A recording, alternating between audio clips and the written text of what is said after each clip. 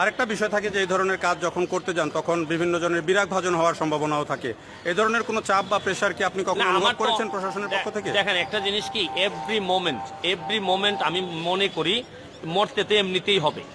এমনিতেই এই যে গাড়ির তলে পড়ে মরার চেয়ে বা বিভিন্ন এই যে অস্থিরতা, সামাজিক ঝামেলা, এগুলাতে পড়ে মরার চেয়ে কিছু কাজ করি, তাতে এমনি মরবো তো এমনি, যে মাইরা ফেলবে কোনো অসুবিধা নাই। কিন্তু যতদিন বেঁচে থাকবো চাই যে দেশের জন্য কিছুটা কাজ করে যাই। আমি তো রিটায়ারমেন্টও চলে যেতে পারি, এটা তো আমার দায়িত্ব না যে আমার সবসময় থাকা লাগবে। যখন আমার শরীরে মানবে না, আমার যোগ্যতায় মানবে না, আমার যখন টাকা পয়সা থাকবে না, চলে যাব দেশ ছেড়ে, দরকার হলে গ্রামের বাড়ি চলে যাব। কিন্তু যতটুকু অ্যাক্টিভ আছি কাজ করতে চাই। আর আমাকে যারা ফলো করে, যারা ইয়াং আছে, তাদেরকে এই কথাটুকু বলে যেতে চাই, এবং যে জায়গায় আমি রেখে যাব বাংলাদেশকে বা আমার জন্মস্থানকে, এর পরবর্তীতে ইয়াংরা ওই জায়গা থেকে সামনের দিকে আগায় নিয়ে যাবে বাংলাদেশকে, এইটাই আমি বিশ্বাস করি। কিন্তু আপনার তো একটা রাজনৈতিক পরিচয় আছে, সেই ক্ষেত্রে রাজনৈতিক যে ভবিষ্যৎ সেটি কি অনিশ্চয়তার মধ্যে পড়বে না? আপনি দেখেন, ভবিষ্যৎ মাটি থেকে নেতা হবে, তার ফয়সালা আসে আসমান থেকে, এটা আমি বিশ্বাস করি। এই রাজনীতি কোথায় আমার মানে অনিশ্চয়তা চলে আসবে এইগুলা চিন্তা করে, রাজনীতি এমন না যে আমি রাজনীতি ব্যবহার করে এটা আমার পেশা। রাজনীতিটা হচ্ছে গিয়ে মানব কল্যাণের কাজে বা মানুষের কাজে যেতে গিয়ে এটা আমার নেশা। এখানে বাংলাদেশের বিবেচনায় আমি একটা দল করি, এর মানে না এই দলটা আমি মানুষের বিরুদ্ধে ব্যবহার করব। আমার দল যত পর্যন্ত মানুষের কল্যাণে কাজ করবে, আমি এই আদর্শকে ধারণ করে যাব। এখানে ভবিষ্যৎ বলে আমি মনে করি যে জায়গায় আমি আসছি, যে পরিবার থেকে উঠে আসছি, অলরেডি আমার ভবিষ্যৎ হয়ে গেছে। আমার আর নতুন করে কিছু পাওয়ার নাই। দল দেশ আমাকে অনেক দিছে, এখন আমার দেওয়ার পালা। দল আমাকে এখন আর কি দিবে? আমি তো দলের ঋণ বরং পরিশোধ করতে চাই, দেশের ঋণ পরিশোধ করতে চাই। মানুষের জীবনে আমি যদি বাঁচি ধরেন 60 বছর, অলরেডি তো আমি অর্ধেক জীবন বেঁচেই গেছি। অর্ধেক জীবনে আমি আমার এলাকা থেকে নিছি, স্কুল থেকে নিছি, কলেজ থেকে নিছি, ইউনিভার্সিটি থেকে বিনা পয়সায় পড়াশোনা করছি। অনেক দিছে তো আমার দেশ, এখন আর কি দিবে আমাকে? বরং আমার এখন বাকি জীবন দেওয়ার পালা। কিন্তু রাজনীতি যারা করেন তারা তো এই ধরনের কথা বলেই রাজনীতি শুরু করেন, কিন্তু শেষ পর্যন্ত আর সেই কথায় থাকেন না। এই জন্যই তো যারা এইসব কথা বলে রাজনীতি করেন আর পরে করেন না, এই কারণেই তো উনাদের ওই ভিডিওতে ভিউজ হয় মাত্র 200 থেকে 250। আপনি সাংবাদিক মানুষ, আপনি তো ভালো বুঝেন যে মানুষ। হ্যাঁ, বলেন। জি, এখন এই যে আপনার যেই কার্যক্রম চালাচ্ছেন, এটি আসলে শেষ পর্যন্ত আপনার লক্ষ্য কি, কোথায় পৌঁছাতে চান? আরে আমি দেখেন, কতদিন বাঁচবো তাই তো জানি না, কতদিন সুস্থ থাকবো তাও জানি না, কতদিন সক্ষমতা থাকবে তাও জানি না। এটা পুরাটাই আমি মনে করি বিধাতা থেকে যতটুকু রহমত থাকবে ততটুকুই।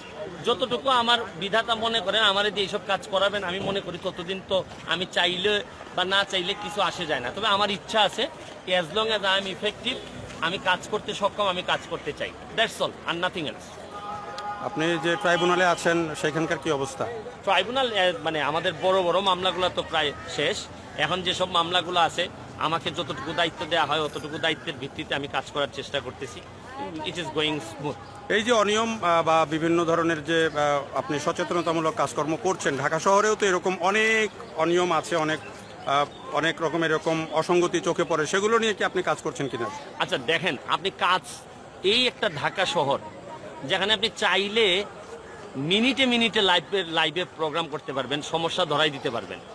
কোথায় দেখবেন আপনি? বই মেলাতে আজকে গেলাম, বই মেলাতে গিয়ে দেখলাম যে এরকম একটা মেলা হচ্ছে, গিয়ে দেখেন চলাচলের মতো কোনো সুযোগই নেই, একটা বাচ্চা নিয়ে আপনি ঢুকতে পারবেন না। বাংলাদেশের একটাই বই মেলা হয় সেরকম বড় করে, বাংলা একাডেমি।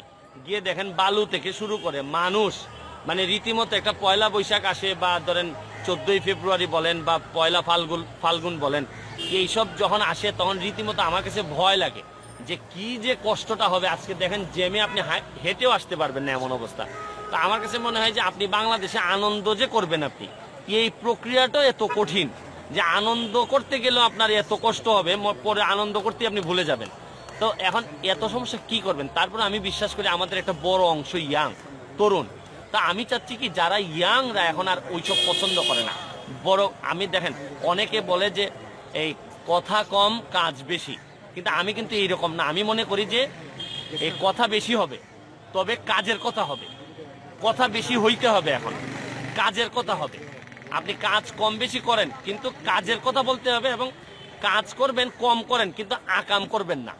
এই যে যারা কাজ করার নামে আকাম করতেছেন, তারাই বাংলাদেশটারে পিছাই দিচ্ছেন। আমি মনে করি যে কাজের কথা বলেন, কথা বেশি বলেন, কিন্তু কাজের কথা বলেন। আর কাজ কম করেন, কিন্তু আল্লাহর ওয়াস্তে আকাম করেন না। দেশটা না আর পিছাই দিয়ে আচ্ছা, একটা বিষয় আপনি তো বলেন যে মানুষ সচেতন হলে অনেক কিছু চেঞ্জ করা সম্ভব, তো সেই মানুষ সচেতনটা হবে কিভাবে? ঢাকা শহরে আপনি ধরেন ফুটপাত দখল, জলাশয় দখল, এইটা একটা জিনিস রাস্তাঘাট খেয়াল করে দখল। দেখেন, এই প্রথম সম্ভবত আমি যতটুকু জানি আমার এই পর্যন্ত প্রায় 30টা বক্তব্য ফেসবুকে, যেটা মোর দেন 3 or 4 মিলিয়ন ভিউজ হয়েছে, মানে প্রায় 30, 35, 40 লাখ মানুষ এক একটা ভিডিও দেখতেছে।